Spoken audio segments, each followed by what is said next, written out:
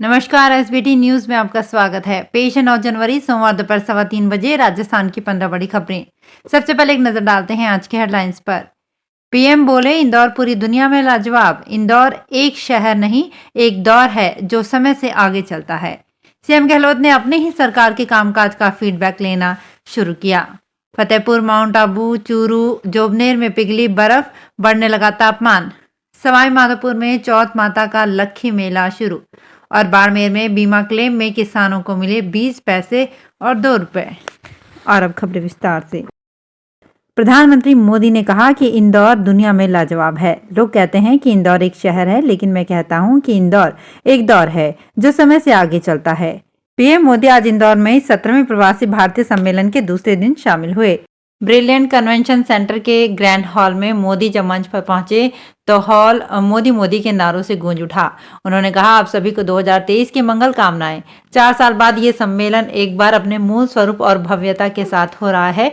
अपनों से आमने सामने की मुलाकात, बात का अलग आनंद और महत्व होता है। एनआरआई को कहा, एमपी में मां नर्मदा का जल, जंगल, आदिवासी परंपरा, यहाँ सब कुछ है जो आपकी यात्रा को अविस्मरणीय बनाएगा। उज्जैन में भी भव्य महाकाल लोक का विस्तार हुआ है। आप सभी वहां जाएं और महाकाल का आशीर्वाद लें। राजस्थान में 23 जनवरी से शुरू हो रहे राजस्थान विधानसभा के 5वें और अंतिम बजट से पहले मुख्यमंत्री अशोक गहलोत ने अपनी सरकार के कामकाज का फीडबैक लेना शुरू कर दिया है। एक और जहां मुख्यमंत्री गहलोत ने बजट की तैयारियां तेज रखने के निर्देश दिए हैं, तो वहीं दूसरी ओर सरकार के अलग अलग विभागों में पिछले 4 साल में क्या क्या काम हुए हैं उनकी सुध लेना शुरू कर दिया है। इसके लिए बकायदा 16 और 17 जनवरी को 2 दिन राजधानी जयपुर में समीक्षा बैठकों का आयोजन भी किया जा रहा है। राजस्थान में बर्फ जमा देने वाली सर्दी से अब लोगों को राहत मिलनी शुरू हो गई है। फतेहपुर, माउंट आबू, चूरू समेत कई जगह जहां 2 दिन पहले तक तापमान माइनस या जमाव बिंदु पर था, वहां अब प्लस में आ गया है। अजमेर, बाड़मेर, जोधपुर में न्यूनतम तापमान 10 डिग्री सेल्सियस से ऊपर पहुंच गए हैं। आज उत्तरी राजस्थान के बीकानेर, गंगानगर, हनुमानगढ़, झुंझुनू एरिया में सुबह हल्के बादल भी छाए हुए हैं। पिछले एक सप्ताह बाद चूरू में तापमान 4 डिग्री सेल्सियस के नजदीक पहुंचा है। सवाई माधोपुर में चौथ माता का लक्खी मेला सोमवार से शुरू हो गया। हजारों की संख्या में पैदल यात्री चौथ माता मंदिर में पहुंच रहे हैं। पैदल यात्रियों के लिए माता के भक्तों ने जगह जगह भंडारे लगाए हैं, जिनमें बड़ी संख्या में श्रद्धालु प्रसादी पा रहे हैं। यहां मंगलवार को चतुर्थी पर 4 लाख भक्तों के आने की संभावना है। इस दौरान सुरक्षा व्यवस्था को लेकर कई जिलों के 1200 से अधिक पुलिसकर्मी तैनात किए गए हैं।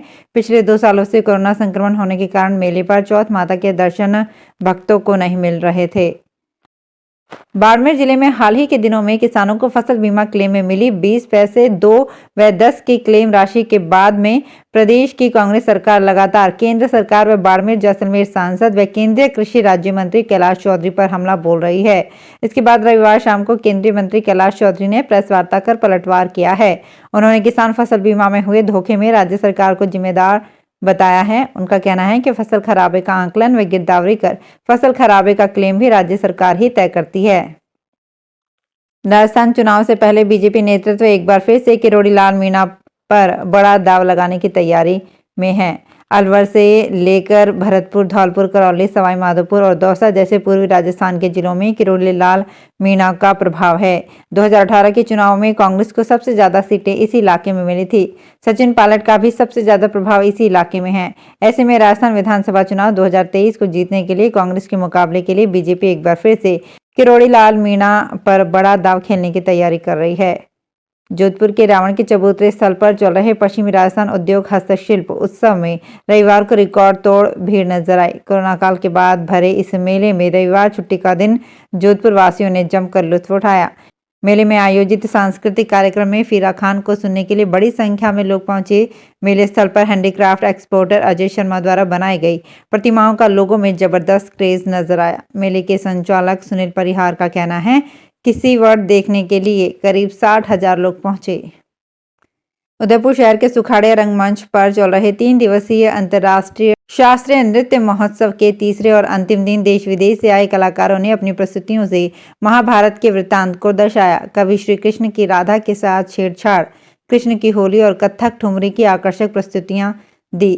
All India dancers association, Kathak Ashram Udaipur, Divya tribe और बीबी क्रिएटिव वर्ल्ड की ओर से आयोजित इस महोत्सव में 3 दिन में देश विदेश के 560 कलाकारों ने 350 मनमोहक प्रस्तुतियां दी। कर्मचारी चयन आयोग 2022 की परीक्षा में चीटिंग करते जयपुर में एक मुन्ना भाई को पकड़ा गया। वो ब्लूटूथ ईयरफोन से चीटिंग कर रहा था। परीक्षार्थी के आंसर बुक सहित शीट को जब्त किया गया है। माणक चौक थाने में आरोपी परीक्षार्थी के खिलाफ एफआईआर दर्ज करवाई गई है। पुलिस ने बताया कि कंपटीशन एग्जाम में चीटिंग करते मिले परीक्षार्थी पवन कुमार शर्मा को पकड़ा गया है। चेकिंग में परीक्षा में पवन कुमार शर्मा ब्लूटूथ ईयरफोन से चीटिंग करता मिला। राष्ट्रीय स्वयंसेवक संघ अपने निर्धारित कार्यक्रम के अनुसार पथ संचलन का आयोजन करता है और पथ संचलन हमेशा सामूहिक रूप से एक ही निकाला जाता है, लेकिन इस बार नागौर आरएसएस एक नवाचार करने जा रहा है। इसके तहत शहर में पहली बार एक साथ 16 स्थानों से 16 पथ संचलन निकालने की तैयारी है। अगले रविवार 15 जनवरी को मकर संक्रांति पर्व पर नागौर में शहर की अलग अलग 16 बस्तियों से 16 पथ संचलन निकाले जाएंगे। इन दिनों शहर की 16 बस्तियों में पथ संचलन को लेकर बड़े स्तर पर तैयारियां की जा रही है। नई दिल्ली में एरो इंडिया 2023 के लिए राजदूतों की राउंड टेबल कॉन्फ्रेंस हुई। इसमें रक्षा मंत्री राजनाथ सिंह भी शामिल हुए। इस दौरान उन्होंने कहा कि मेक इन इंडिया में मेक फॉर द वर्ल्ड भी शामिल है। भारत वर्ल्ड ऑर्डर में विश्वास नहीं करता, जहां कुछ देशों को दूसरों से श्रेष्ठ माना जाता है। जब हम किसी देश के साथ पार्टनरशिप करते हैं तो ये समानता और आपसी सम्मान के आधार पर होता है। उन्होंने कहा कि भारत वर्तमान में G20 की अध्यक्षता कर रहा है। उन्होंने कहा कि हमारा प्रयास G20 के भीतर आम सहमति बनाना है। राजस्थान में सहकारिता की रेट ग्राम सेवा सहकारी समितियों को ऑनलाइन करके किसानों को राहत देने का दावा बेमानी साबित हो रहा है। इसकी बानगी है कि प्रदेश में अभी तक एक भी ग्राम सेवा सहकारी समिति पूरी तरीके से ऑनलाइन नहीं हो सकी है, जिसका नतीजा है कि किसानों को कोर बैंकिंग का फायदा नहीं मिल रहा है। मजबूरी में गाँव से आने वाले किसानों को मुख्यालय स्तर पर आकर ऑनलाइन काम करवाना पड़ता है। बैंक में कोर बैंकिंग लागू नहीं होने के कारण लेन देन के लिए संबंधित शाखा तक ही जाना पड़ता है। जोधपुर, जयपुर और जैसलमेर जैसे शहरों में पर्यटन इन दिनों बूम पर है। जोधपुर शहर में आगामी दिनों में G20 सम्मेलन की बैठकें और हैंडीक्राफ्ट फेयर भी आयोजित होने हैं। इसमें पर्यटन में उछाल आना संभव है, लेकिन इस उद्योग से जुड़े पर्यटक गाइड बेहद निराश हैं। पर्यटन विभाग ने 15 साल बाद नए गाइड भर्ती करने और उनको लाइसेंस जारी करने की प्रक्रिया शुरू तो की, मगर उसे अंजाम तक नहीं पहुंचाया। अभ्यर्थियों ने 2022 में परीक्षा पास कर अपने दस्तावेज जांच करवाकर ट्रेनिंग की फीस तक जमा करवा दी, लेकिन वे विभागीय उदासीनता के शिकार हैं। मकर संक्रांति से पहले ही आसमान रंग बिरंगी पतंगों से गुलजार हो गया है। यदि आप भी पतंग उड़ाना चाहते हैं तो पहले राजस्थान सरकार से अनुमति लेनी होगी। बिना परमिट के पतंग उड़ाने पर 2 साल तक की कैद या फिर 10 लाख रुपए तक का जुर्माना हो सकता है। इंडियन एयरक्राफ्ट एक्ट 1934 के अनुसार यदि कोई व्यक्ति आसमान में पतंग, गुब्बारा या ड्रोन जैसी कोई चीज उड़ा रहा है तो उसके लिए सरकार से अनुमति या लाइसेंस लेना जरूरी है। आसान शब्दों में अगर ये साबित हो जाता है कि आपने पतंग उड़ाई है और उसे हवाई जहाज की तरह उड़ाया जाता है, जिससे जमीन पर, आसमान में या हवा में जानमाल की हानि होती है, तो आपको इस कानून के तहत सजा मिल सकती है। IRCTC अब नई ट्रेन से पर्यटन कराएगा। पर्यटन ट्रेन का नाम भारत गौरव ट्रेन रखा गया है। इसमें यात्रियों के लिए तमाम सुविधाएं होंगी। 9 दिन की यात्रा में IRCTC देश के 5 ज्योतिर्लिंग और प्रसिद्ध पर्यटन स्थल एलोरा की गुफा भी घुमाएगी। ट्रेन में 3rd AC के कोच होंगे और लेटेस्ट किचन कोच भी रहेगा। इससे सफर के दौरान यात्रियों को गर्मा गर्म खाना ट्रेन में ही मिल सकेगा। ये ट्रेन इस बार 4 फरवरी को जयपुर से रवाना होगी। 9 दिन में ये ट्रेन त्र्यंबकेश्वर, घृष्णेश्वर, भीमाशंकर, नागेश्वर, द्वारिका, सोमनाथ ज्योतिर्लिंग के दर्शन कराएगी। तो फिलहाल इस बुलेटिन में इतना ही। फिर हाजिर होंगे कुछ और बड़ी खबरों के साथ।